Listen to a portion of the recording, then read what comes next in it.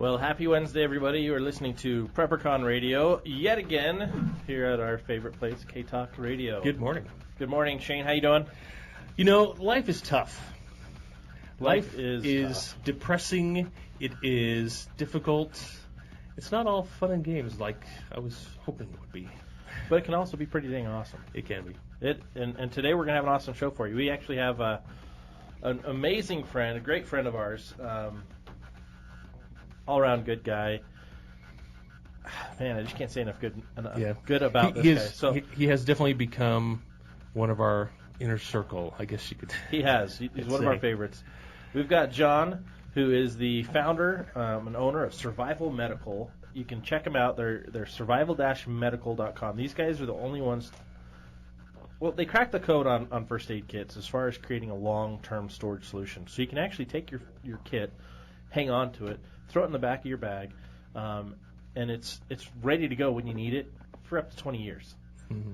Any other survival kit, first aid, section. Yep.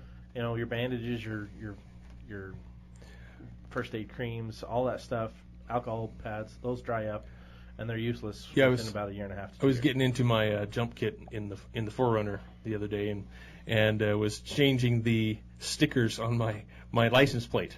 And so I like to pull the other ones off and use an alcohol wipe to clean that off, to put the new tab on. They're all dry. Yep. Every single one of them were dry. So that's what happens. So we want to welcome John on the air. John, are you there? Yeah, can you guys hear me all right? I'm actually, the first time I've made a phone call from my new bunker. Well, you're coming in pretty good. So you're in your new bunker, huh? After the Canada season that we've seen what's going to happen, I went ahead and started digging a couple days ago. Now we're ready to go. So I'm sorry we can't be there in person, but I'm glad to hear that our cell phone antennas are working from the bunker. Fantastic. Well, you're gonna have to tell us a little bit more about this bunker now that you've got me interested. Actually, he gave me all the specs last week. It's actually manufactured by BS, which stands for exactly what you think it does. Which is a segue into our topic for today, which is a continuation of the crappy conversation 2 weeks ago. Mm-hmm. And it's a bit of a segue from last week's conversation as well. Yeah, it's fun with feces and other delightful. Oh boy! And John just loves that word. I know.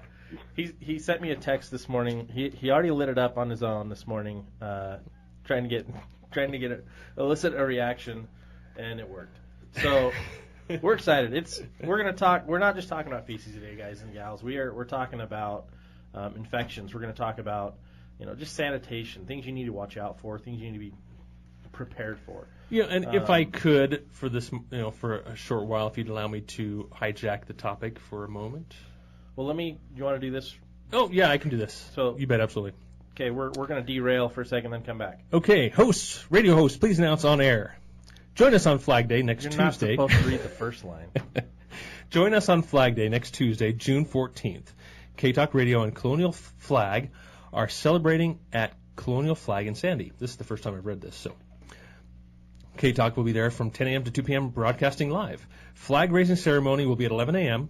The food truck Underground will be there. Colonial Flag is giving away flags, desserts, and giveaway prizes. Meet Stan Ellsworth with BYU TV's American Ride. So he's that dude that drives around on a Harley. Yes, that's pretty cool. And I do like that show. Cool history. He's a knowledgeable dude. Yes, that is a very good show. I guess he can't just be a BYU professor because of his big burly beard. Doesn't meet honor code. If you haven't seen that show, you should check it out. It's very, very true. I mean, the history is real, true history, not textbook history. Yeah. It's good stuff. So mark your calendars for food, fun, and freedom. Again, June 14th from 10 a.m. to 2 p.m. at Colonial Flag in Sandy. I think I'm going to go to that. I need a couple new flags, and I'm going to see if I can get me one. Awesome. That sounds awesome. What else are we going to derail for? Well, I've been feeling, and as you know, and John knows that I talk to you guys about this topic fairly often. I don't want to get too far off track, but having the show, I think, gives us some responsibility. It gives us obviously a medium to reach out and try and wake people up. Now that you're listening is fantastic. That we really appreciate you listening, and what we're trying to do is maybe expand that a little bit from your standard emergency preparedness to something altogether different. And this is a bit on the spiritual side, and I definitely want to get too spiritual on you guys. But you know how when you are going to talk in church, and then all of a sudden you realize or are inspired that you need to talk about something else? Has that ever happened to you, Scott? Never, ever. Me ever, either. Ever. And if it does, I will probably stick to my talk that I've written out. But today, that was kind of my feeling as I was sitting in front of the studio this morning thinking, and you and John are going to go, oh, yeah, you're talking about this again, Shane. But, bugging out, that's been on my mind a lot lately. And I wanted to bring this up to all of you listeners out there. What is itching you? What inspiration are you getting? What feelings are you getting? Are you getting the feeling you need to find a place off the Wasatch Front? Get out of this busy, hectic lifestyle and live more. We'll live off-grid, live more self-reliant. That's what I've been feeling, and that's really been bugging me lately. And John, you know that because I've been talking to you about that, and you too, Scott. And so I spent my entire day yesterday essentially off-grid, looking at properties and driving around, and it was wonderful. And so I wanted to put that bug in all of your ears out there. What are you feeling? If feel free to call in. And are you feeling? Do you have that thought? Is that I'd like to get out of here. I want to get off the Wasatch Front. I'm just curious. I wanted to throw that out there to you guys. And if you haven't felt that, maybe try and get a little more in tune and see what kind of type of inspiration you're getting. So Shane said call in. Here's the number, 801-254-5855 if you want to call in and chime in on any of our topics for today. It's interesting that you bring that up, Shane. A few weeks ago, I had the opportunity to be up in Idaho. This really cool guest ranch, Granite Creek Guest Ranch, and it was just heaven. It's so nice to get out and just kind of disconnect from the valley, disconnect from the whole rat race, so to speak, right? I think as human beings, we need that disconnect, because what that does is that helps us reconnect to what's actually real and what's actually going on, and that's when we, regardless of your religious beliefs, it allows you to regain who you are spiritually, physically. Your soul is strengthened by being in the woods.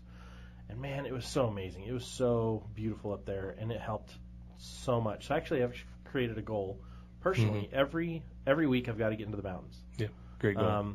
Not just I drove through the canyon. pass. I drove up Harley's. Woo! No, I've got to get up there. I've got to go hiking. I've got to actually explore. I've got to enjoy it.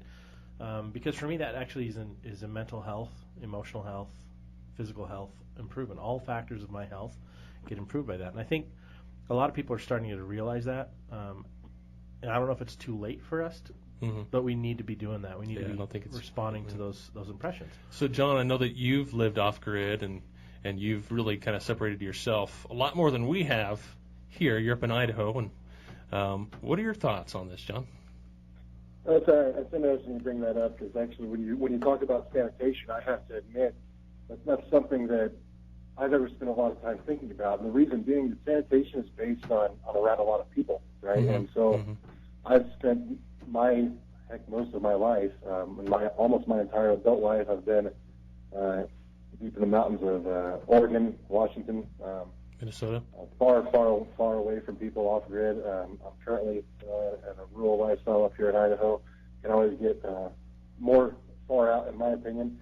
But I think that's sanitation. When you talk about that, is get away from people. You're going to be more sanitary. You know what I mean? We're not. That's why you saw civilizations develop the way they have.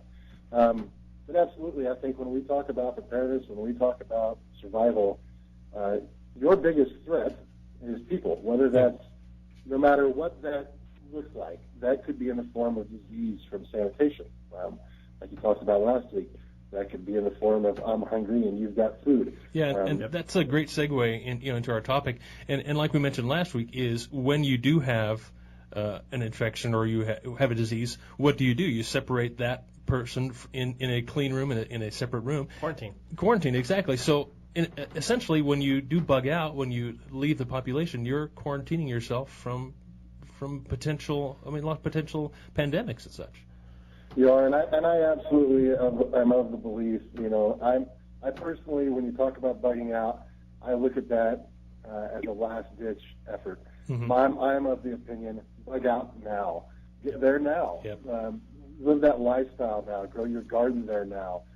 Get your off-grid system set up now. So when the lights go out or the world changes or whatever it is, you don't even notice. And the closer we can be to that and the closer we have our families adapt to that lifestyle, the less adept it's going to be. And I recognize that that's not easy for everyone, but I guarantee that it is possible. It's just a matter of finding a solution and getting your priorities to go around that. Yeah, absolutely. And I know you wanted to say something, Scott.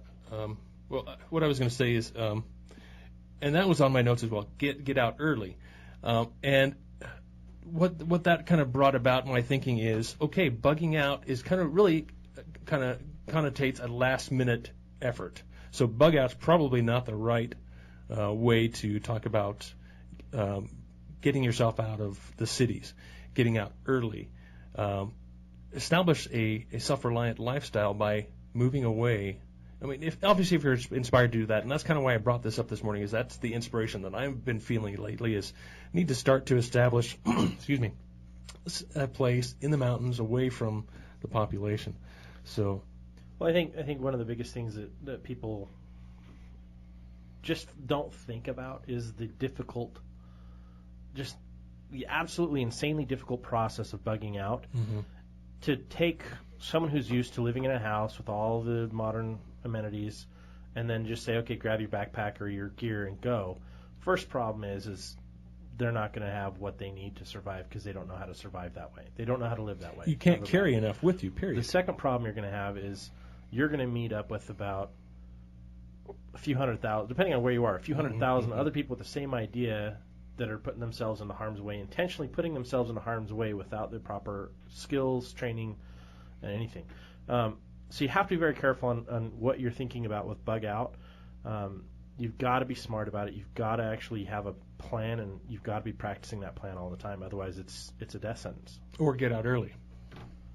I think that's a key part, Shane, is you need to, if that's your plan, and I recognize that that's a lot of people's plan, I think you've got to work on setting up your own parameters of what are my indicators. Because if your indicator is everyone standing out front in the subdivision, losing their mind, you've waited too long. Mm-hmm. So set up indicators. Whether if you think there's a financial crisis coming, then what are your financial indicators that are going to let you know that's coming? If you think it's whatever it is, set up your indicators that you know, and set up a system just like Homeland Security has. You've got green, yellow, and red, and when it starts getting orange, it's time to leave. Yeah. I think that's something that we all overlook way too much, is we don't pay attention until the last minute. And this last week was a good wake-up call for people who are listening to what President Obama is saying. Last week he was like, hey, it's hurricane season, make sure you've got your 72-hour kits, and hey, make sure you go to those FEMA camps when you need help. And that just appalled me. Yeah. He's getting more and more blatant about, hey, here's what we feel. Rely on the government. Don't rely on yourself. Yeah. The most important thing you can do is get yourself prepared for yourself, to take care of your own needs and be self-reliant. I don't care what your plan is. As long as you have the skills and you're working on those skills, or if you don't have the skills and you're working on those skills, you're better off. Be reliant. Do your own thing. You are the one that has the power. Each and every one of you that's listening, you have the power to take care of yourself. You have the skills and abilities to create a better outcome for yourself when things go awry. If you're not doing that, you are the only person to blame when things happen and you're not prepared. You guys, we're going to be hitting a break right now. Listen in. Stay with us after the hour. We're going to take some more calls. This hour is sponsored to you by Survival Medical, survival-medical.com. Hi, it's Sherilyn Eager with the Liberty Line. Hey, welcome back. You are listening to K-Talk Radio. This is PrepperCon Radio on K-Talk, AM 630. Join in the conversation at 801-254-5855. And we actually have a guest on the line, John with survival-medical.com. Today we're having a lot of fun talking about sanitation, bugging out, actual scenarios, what you can deal with. And we have a caller on line.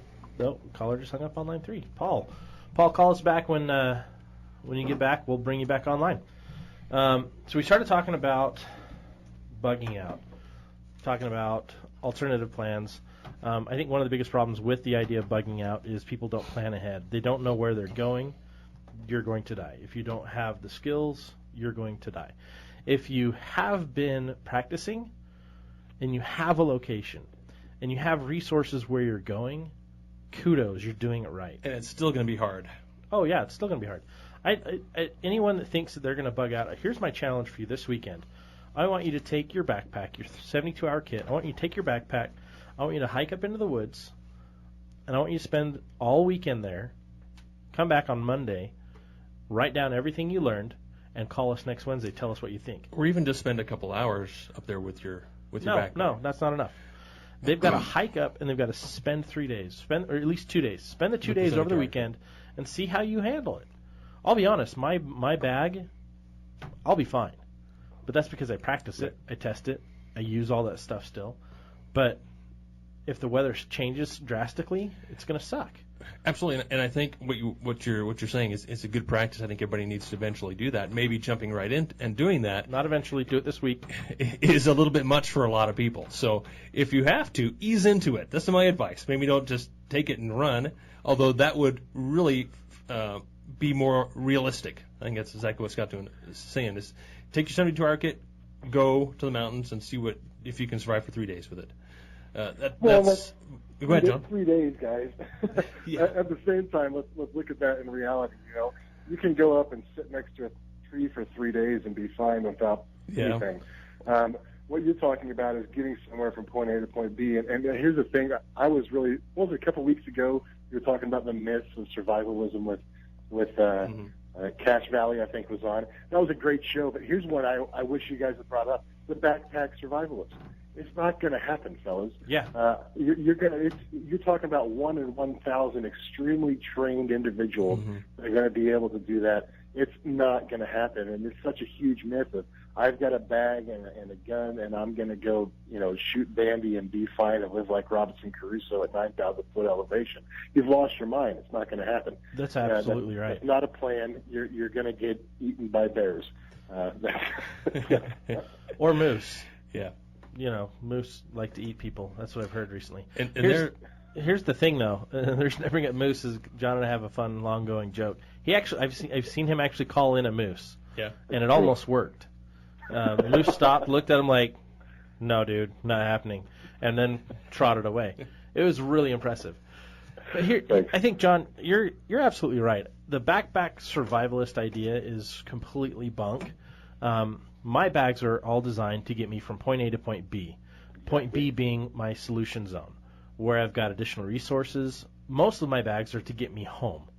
Yeah. Because at home is where all my resources are, where my wife is, where we're going to meet up. Then I have an alternate solution after that if we need to go somewhere else. But I have things at that other location. Until you have a bug out location already prepped, your bag should be a bug home bag rather than a bug out bag. I think, guys, what we've got to look at is the evolution here, right? Okay, it starts off as survivalist, I'm going to live, right? And then it turns into preparedness. I'm going to live, and I'm going to live well. Well, you're hitting the right zone when it starts going from prepper to homesteader. Oh, exactly. And that's where you've got to start looking. Is all of these other things are very temporary solutions. Yep. But where you live now becomes that solution, and you're away from those things that are threats. You're away from those big population centers. I can't stress that enough, really, honestly. Population centers are going to be death traps, whether it's via FEMA camps, as you're talking about, or whether it's just disease and desperate neighbors. It's human nature is something that we cannot overlook, and it's sad to admit that good people are going to do bad things when their children are hungry. And that's why we've got to look at all 3 B's of preparedness. There is beans, bullets, and Band-Aids. We've got to be able to protect ourselves and have what we need to treat ourselves in those scenarios. But number one, get away from population centers. Start that homestead now. And when you're going to bug out, if you're in a large population center and something happens, you probably won't be able to get out. Unless you get out early, the traffic will be gridlock, and you will probably be stuck on the freeway for good. Or a side street, you'll be stuck. That's a big part of what Agenda 21 is all about, Scott, and that's something we've got to look at. Is all of these communities are now designed on how to stop movement. Yep. And so you better have a really good plan intact, because there are large powers that be making a plan to stop that movement. Yeah, and what John's talking about, look at your map, pull out the map, look at where you live, and look at all the routes out of your town. There are so many choke points for traffic, so many things that are going to stop you and delay you, just if it were a mass migration. Now you add in catastrophic situations, say there's an earthquake, say there's a flood, that intensifies that situation. It makes it even more problematic. So it's not a solution to just we're gonna grab the trailer and go and we'll be fine. Everything's fine. So the question is, where do you go? You get out. You get out early. Or you have. Where's that place that you establish? What is an ideal location? I'm not going to answer that question. Well, it's different for every person, right. Absolutely. But what are the general parameters of where someone should go? Because I don't want people going where I'm going, and I know, John, you don't want them going where you are. What are some general parameters, some advice of where we would point people? Because obviously they need some direction. Okay, what are the guidelines that someone should be looking at as they need to be this far away from population or so forth? What are you thinking, John? Well, as far as distance. Yeah, distance and take a gas is a good rule of thumb. Okay. If they can get there on a single tank of gas, you're too dang close. That's my personal rule for distances. You got to be at least a tank of gas away. So take your average automobile, however far that is in mileage. To me, that's the distance. But as far as all the other parameters, look at it from an agrarian perspective. Okay, where is the rainfall? Where is it growing season? Those are the things that are going to make long-term viability for your situation. Also, what are your natural resources around? Do you have trees? Do you have good firewood? Do you have good clean water? Yeah. I think that's really the two things: is get more than a tank of gas away, and then look at it from an agrarian perspective. Are you going to be able to sustain yourself there? Here's one thing that I take into account is, okay, there may be a period of very difficult time where you want to be completely isolated, but when that is over, you don't want to be so far isolated that you can't be like within walking distance of a small town where there's a small population, within in a day's walk. That's one of my favorite mentors is James Wesley Rawls, and he advocates that exact same thing. Not necessarily out in the boonies, but out in the boonies with a small rural town, a small rural population. Mel Tappan talked about that a lot. It was really the birth of this whole movement in the 70s. The small rural communities, and make friends, make neighbors, make a network, get to know the mechanic, get to know the baker, and that small rural community. You don't have to go out and buy 600 acres in the middle of North Idaho wilderness. That's not going to be feasible for most people. That would take a large group. But small rural communities, and start building that community and building that agrarian lifestyle and getting off grid and all of those things and ahead of time. Absolutely. Because the biggest thing is you have to get to a point where you can rebuild. Mm-hmm. Sure. That's the whole focus. And if you don't have a network of people that you can work together with to reestablish the Constitution, to reestablish law and order, to reestablish growth, then you're just going to be some crazy guy out in the middle of the woods by yourself. Mm-hmm. And that doesn't help anybody. And I think there's way too many people think that that's a solution, that bugging out is a solution, and that they're going to go live in the woods. I mean, number one, first and foremost, if you're going to have a solution, an outside of town solution, it needs to have a shelter. Mm-hmm. It has to have a strong, sturdy shelter in place. Number one. Number two, you have to have a water supply. Yep. And you have to know what the rainfall is going to be every year. You need to know those things. You have to have an idea what you can do agriculturally there. And better yet, you need to be growing things there. One of the guys I've talked to recently, he actually has a plot of land with a tiny cabin, and he's been planting fruit and nut trees on it. Perfect. And I'm like, I'd never thought of nut trees. I'm like, yeah nut trees do really well up in higher elevations. But it's food. It's a resource. And who's eating it right now when he's not there? The deer and the antelope and whatever else is getting out there, because that's where they play. The meese. And the mini much meese and moosin and the boxing and in the woods and but you've got to have resources there. If you've got a year's supply of dehydrated food out there, that's a death trap waiting for you, because you've got to know how to use it. You've got to have all the other resources to be able to take care of it. But that's, I think, where the biggest problem is. People just aren't thinking sustainability in where they're going. Yeah, absolutely. I think like you're saying, John, the time is now. It's time to be intense. The time to prepare your bug out location. It could be a family's house in a rural town. It could be something as simple as that. So the time is now.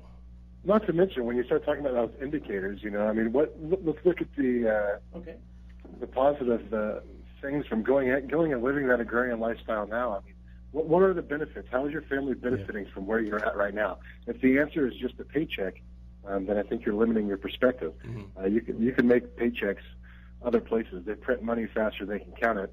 You can get a hold of it. It's just a matter of thinking outside the box. But we're already living in a society where we've got, people don't know which bathroom to go into. Maybe it's a good time to get your family out of that situation now. What are they benefiting from a Common Core education and transgendered bathrooms and all of these agendas that are being forced down their throats? You can unplug from that. You don't have to be a part of it. That part is still voluntary. Maybe we should take advantage of the fact that we still do have that choice. Vote with your feet. The Read Out movement is something I think if your listeners aren't familiar with, Google it. Google it now. Read Out, the American Read Out. Vote with your feet. Go where there are like-minded people. Absolutely, absolutely. So I think maybe we should begin to transition back to our sanitation topic. What do you think? The one that I spent hours and hours and hours and hours and hours and hours preparing for, that you just derailed. I'm sorry. I don't want to anymore. Okay. This is too fun, isn't it? No, I'm just pissed. You just pissed at me. No, I'm just kidding. Okay, we're going to switch gears. Sanitation, there's so much you can talk about it, but I want to talk more about the infectious disease side of things. And even still just infections. Because when you're in a large population, even a small population, the number one thing that you're going to have a problem with is sickness. Mm-hmm. And it's caused by contaminating your water. Water latrine. The simplest thing is your latrine issues. Mm-hmm. Cholera, MRSA, tuberculosis, dysentery. A lot of those things can be caused because you're crapping where you're eating, so to speak. Mm-hmm. People don't think, well, if I'll just step outside of my tent this time and go to the bathroom because it's bad weather, so I'm fine. Or all the sewage is backed up in my neighborhood because of this event. I'll just go out in the backyard and defecate there. Well, where are you defecating, and where's the water flow? Because if you don't have a fresh water source, or that's affecting your fresh water source, you or your neighbor could be affecting your neighbor, each other, and you're causing all these problems. That's huge, and people just don't think about that. They don't have a plan for that. They don't have a solution for that. So that was one of the things I wanted to talk about today is you need to have a plan for cleanliness.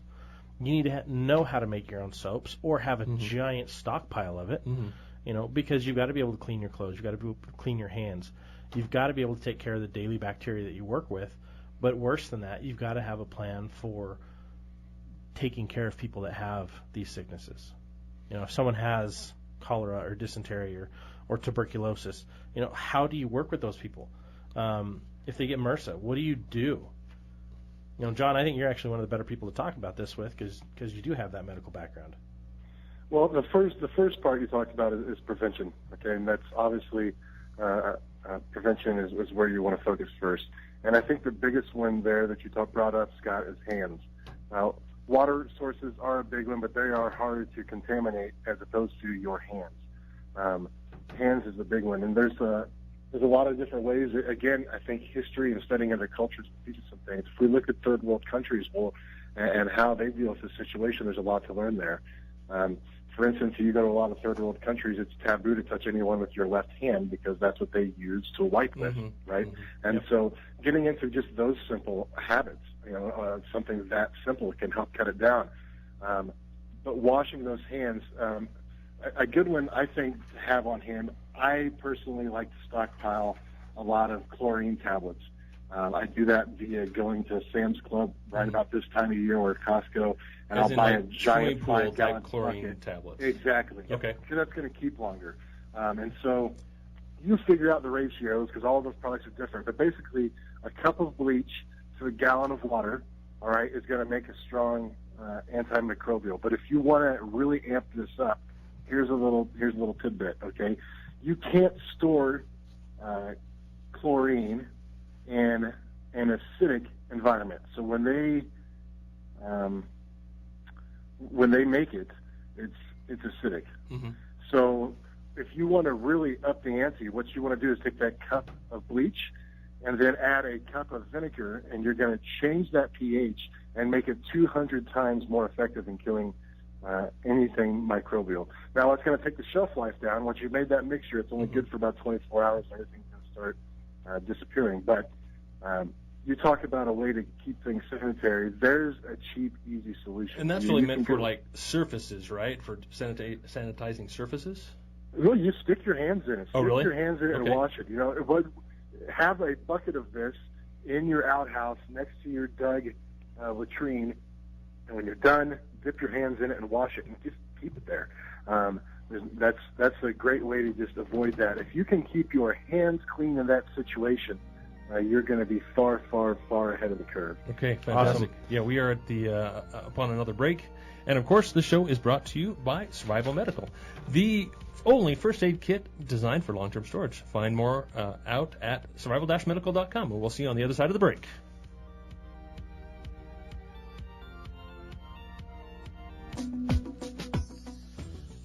Hey, thanks for coming back with us. We're listening to PrepperCon Radio on K-Talk AM 630.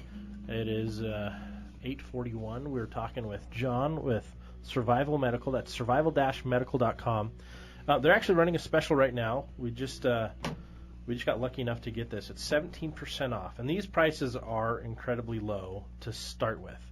So use the promo code PREPPER1. It's all lowercase, PREPPER, the number 1, and you can get 17% off. Go buy now, because if you wait, you're going to lose out. The most important thing you can be doing right now with your time is getting yourself better prepared, better equipped to get through anything. We're talking about sanitation. We're talking about bleach. The thing about bleach, John brought up a really good point. You mix up your bleach. You use these chlorine tablets.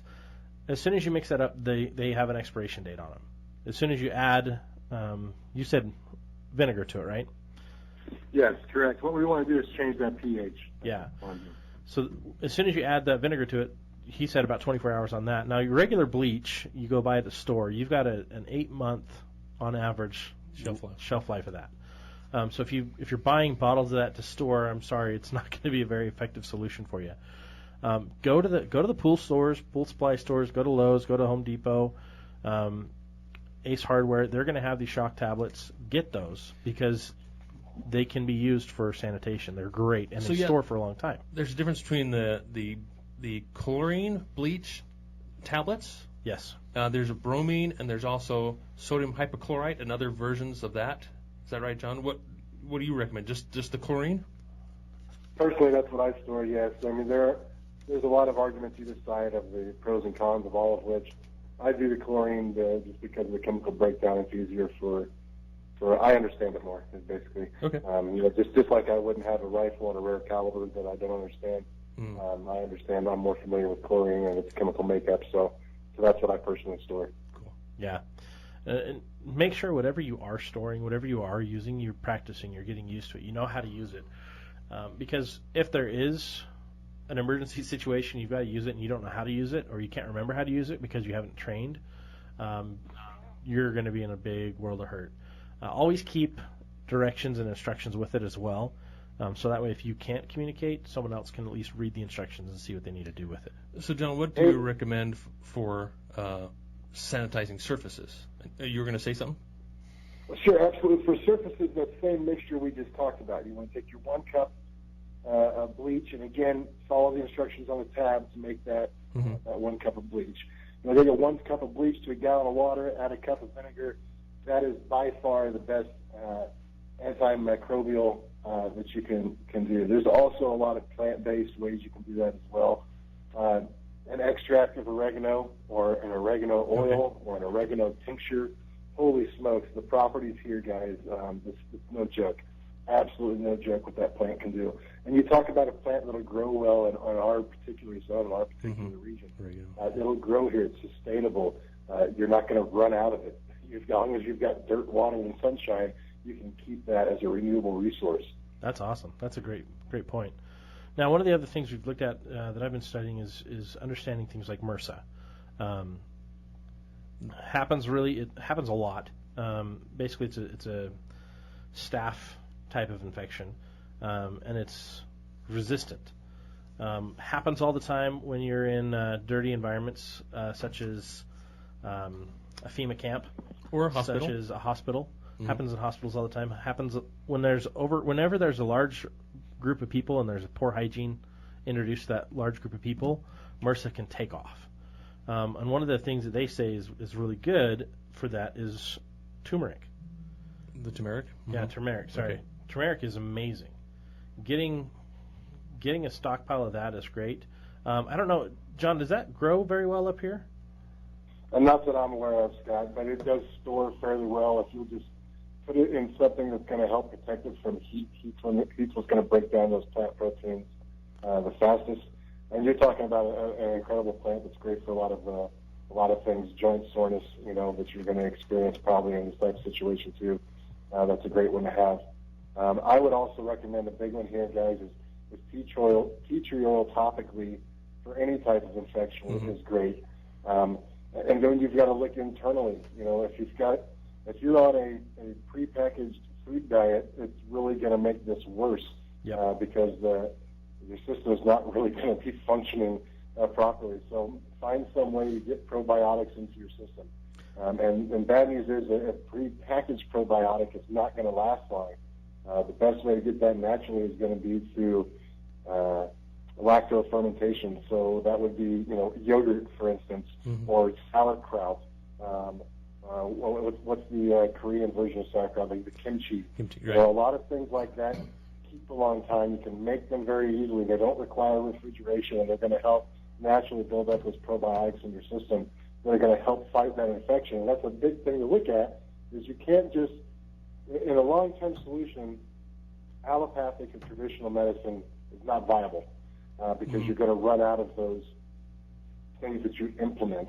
Looking at things from a more holistic and naturopathic way is what's going to last in a long-term, life-changing preparedness type situation. And they don't build up resistance to these natural oils, these essential oils and such.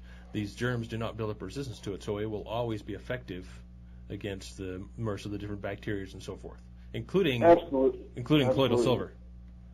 And colloidal silver, and you can make your own. It doesn't cost much at all. Again, storing enough of it, probably not all of that feasible. Right. On the other hand, getting your own machine to make your own silver, that's very, very feasible. And you better have some silver stockpile for a lot of reasons. Yeah, absolutely. Again, go ahead, sorry, John. Plants. There are thousands of great books out there. This is not something that is very difficult to learn. A lot of these herbs grow very easily. A lot of them will take over, for Pete's sake. Again, growing now, you can make your own oils for a heck of a lot cheaper than most people are paying for them these days. It's not an expensive or a complicated process. Very cool. Very cool. And I think it's really wise to look at all those other solutions and stop focusing on just the medicinal solution of, well, I should say, the over-the-counter and the prescribed solutions. Right. Because they're not long-term solutions. They're Band-Aids. They actually do more harm in most cases. Exactly. So here's another topic I wanted to talk about real quick. Trash. How do you deal with trash? Now, if you're in a remote location, that's obviously a little bit easier to deal with. But if you're in urban or suburban area, how do you deal with trash? What are your recommendations, John? Again, guys, I'm in a completely different environment, and because of such, I haven't thought about what would you do with that in an urban environment. Up here, in the inner regions of America, you burn trash. You know what I mean? Yep. You burn it, bury it. Those are the two great ways to get rid of any type of disease or anything. Burn it, get it hot, burn it, and then throw some dirt on it. Yep. On the other hand, if everyone in the Salt Lake Valley was doing that, that's going to have more problems than burning it would in the first place. Yeah, very well may be the case. However, you can't let that trash build up. Even if you have a quarter-acre lot on the edge of the city, and you can obviously recycle or reuse a lot of that as a burnable material for your firewood, for your heat and cooking uses. But also, you're not going to end up just throwing things in recycling in the garbage can like you would every day. You're going to look deeper into, okay, what can I use this for? Oh, this is the nice plastic bottle. I'm going to reuse that, and we're going to rinse it out. I'm going to use it to store water in, or I'm going to put my chlorine solution in there and so forth. So you're going to look into reuse and recycle, and I think your waste, your trash is really going to be a lot less than obviously what we're creating now. Yeah, I think one of the biggest things you need to work on now, I think everyone needs to work on, is reducing trash. The more processed things you're buying, the more packaged items you're buying, the more garbage you're creating, right? The more food you're growing, the less garbage you're going to have. And you can compost. And you can compost all of your organics. And since you're growing your food, it's organic. And you can use the smear technique, too. Yes, you can. You can use the smear technique. John, do you know the smear technique very well? Well, guys, I overheard it there last week, and I'm still giggling. Please explain to me more of the smear technique. So the U.S. Forest Service actually recommends this technique when you're out hiking and backpacking. Basically, that is to take your feces and smear it. And by feces, I mean poop, crap. We get it. We know John likes that word, so we like him to hear him giggle. He loves feces. So you take that and you actually wipe it on the south-facing side of like a rock or a tree, stone. That way. You said this is advocated by the Forest Service guy. Is that correct? Yes. This makes perfect sense now. The government loves to play with crap. Well, you know how it is. And they are experts at it. The government shows up and they say, "Hi, I'm from the government. I'm here to help." And we all know that if you don't like the government's problems, you should see their solutions. That's because it gets much, much better. Practical common sense is the winner here and every time. And I think that's the thing is we just need to be smart about what we're doing. We need to take some extra time and actually research our options. Survival-Medical is a great resource for your medical. They also have kits so you can actually. I love the cover-up kit. Yeah. If you are in a high population area and there is a breakout, grab your cover-up kit and get out of there. Get to a safe place. Get to a quarantine space where you can stay healthy and clean. And you can check all that out at survival-medical.com. John's been awesome to have on the radio today. We've got a little more time with him, but there are so many resources for keeping things clean and sanitary. What about laundry? What's your plan for laundry? I've actually got 2 laundry solutions at home. Cool. Both of them are bucket solutions. One of them is a plunger method. The other one is a shaking method. Same here. And I've got tons and tons of detergent, but I'm actually learning how to make my own detergent right now. Very cool. Guys, my laundry solution actually doubles as a tactical solution. Tactical solution? Bunker here. I'll actually be in the buff so that I don't have to do that laundry. At the same time, the reported Sasquatch sightings that that's going to create is going to keep my entire perimeter safe. Very, very nice. Yeah, I like the text you sent me, the message you sent me, the tactical uses of feces. Okay, we'll talk about smear. That was very entertaining, I want to say. Hey, guys, let me point out, too, that in our Alpha bucket and our Bravo bucket, which are made for your bug-out locations for your home medical plan, our germ kit, the whole point of that germ kit is contaminant protection. That's contaminant. There's biohazard waste bags in there. You've got your CPR shields, obviously, your N95 respirator, a whole bunch of sterile pack gloves. Hand sanitizer is a big one, guys. Yeah. Have some hand sanitizer around, for Pete's sake. And then alcohol, iodine. We've got a surgical scrub brush in there that's already soaked with iodine, so you can really get things clean when you need it. So we've got a lot of this covered in our Alpha and Bravo buckets that you'll find on our website there. Yeah, very cool. The one of the items, or 2 of the items I really advocate for your everyday carry, not that it's on your person, but it's in your bag, is the N95 masks and hand sanitizer. As like we were talking before, the reason we have these bags is so we can get back to our resources, whether it's a bug-out location or back to your home where all of your supplies are stored. So obviously you've got to keep yourself healthy, uncontaminated before you get there. So masks, and you can even get N100 masks, so even better. and that hand sanitizer. Very, very important aspects. And you can't buy those N95s and the N100s, all of those particulate masks. You can buy them in a flat fold. Right. Buying the cupped ones like that people traditionally think of, they're a lot harder to store. Get them in a flat fold. They're going to fit in a lot better places for you in your everyday carry or in your car or Absolutely. in your bug-out bag, whatever. Great point, because I keep one in my bag. It's flat. It doesn't. It's ready when I pull it out. It's not deformed, and so it's going to fit nicely around my face. So we just had a. Absolutely. We just had a caller call in and ask us to finish talking about the smear technique, which we derailed. So let me jump to this. There's a lot of different techniques for when you're backpacking, hiking, camping, living in the wild.